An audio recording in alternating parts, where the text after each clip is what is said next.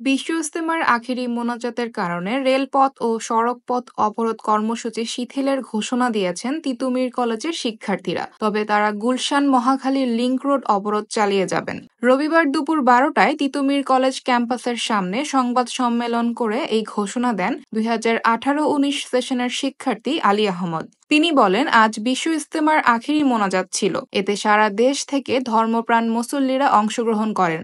তাই তাদের কথা চিন্তা করে আমরা শুধু আজকের জন্য রেলপথ ও ঢাকা-ময়মনসিংহ হাইওয়ে সড়কে ব্লকেড কর্মসূচি প্রত্যাহার করেছি। কিন্তু নর্থ সিটির ভেতরে অন্য সড়কগুলোতে ব্লকেড কর্মসূচি চলমান থাকবে। এর আগে সকাল 11টা 50 মিনিটের দিকে মহাখালীতে কলেজের সামনের সড়ক অবরোধ করেন শিক্ষার্থীরা। এতে সড়কের উভয় পাশে যান চলাচল বন্ধ হয়ে যায়। এই কর্মসূচির নাম দেওয়া হয়েছে বারাসাত ব্যারিকেড বা সড়ক ও রেলপথ অবরোধ কর্মসূচি।